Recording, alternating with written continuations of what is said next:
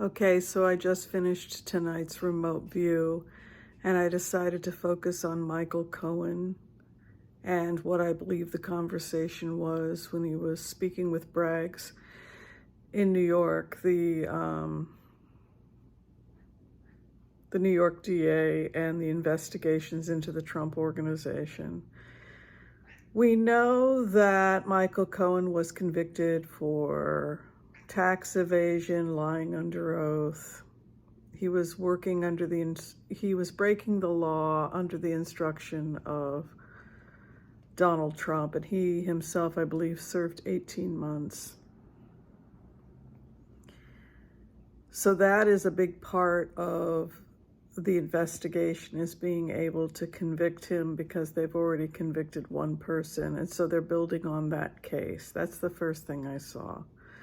The second thing I saw was that the main reason that they were speaking to Michael Cohen is they're trying to figure out how these tax schemes and loopholes worked, that he was supposed to look at particular documents that had been signed. As I had said before, some of them had been signed by the children.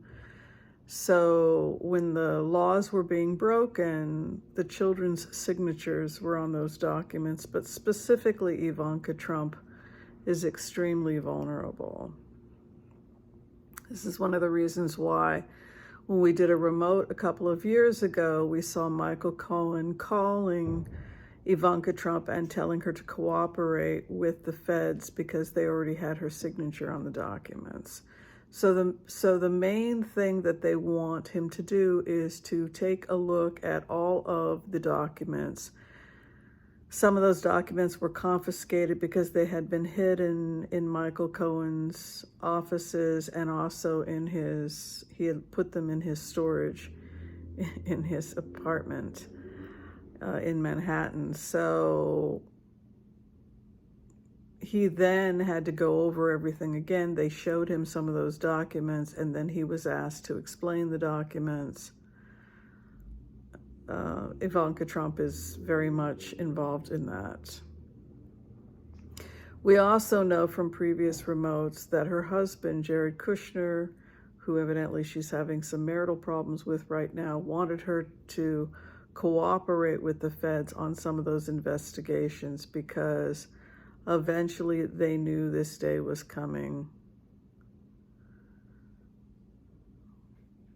But the main takeaway wasn't just what Cohen was convicted on. It was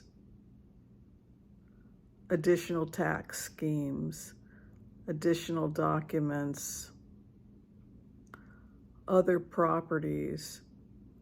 As I had said in previous remotes, a lot of the properties were not making money, and in fact, they had become money pits.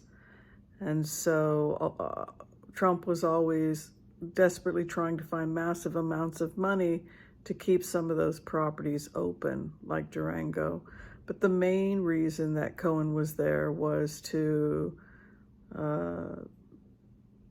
confirm those documents, confirm what was in those documents, and under oath explain how the tax evasion schemes worked, who was in the room at some of those meetings, and this could mean additional charges for Trump's bookkeeper, that the bookkeeper may face additional charges based on Cohen's testimony. And also there could be charges against Trump as well.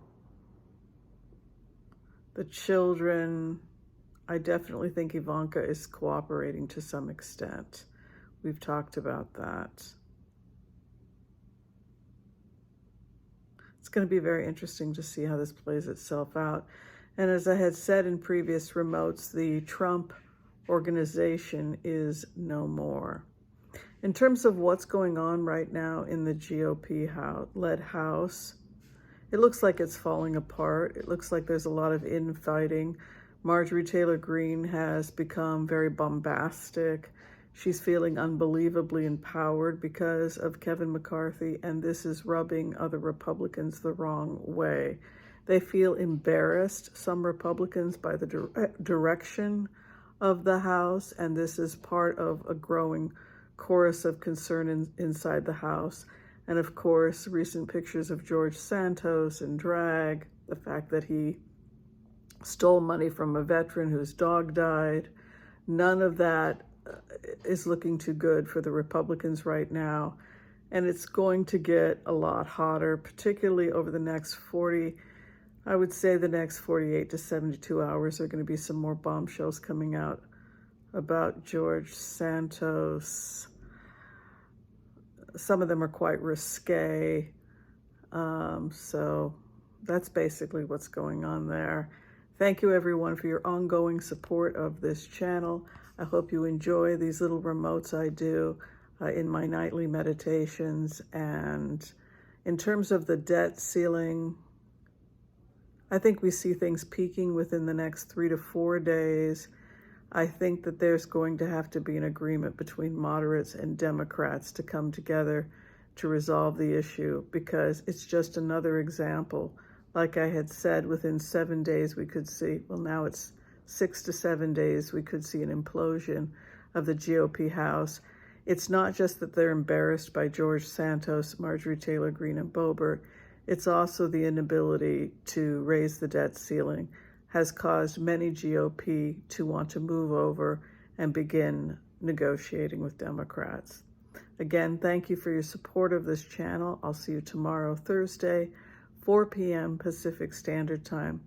That's 7 p.m. Eastern Standard Time for our hot topics, and I hope you can join us. Be well.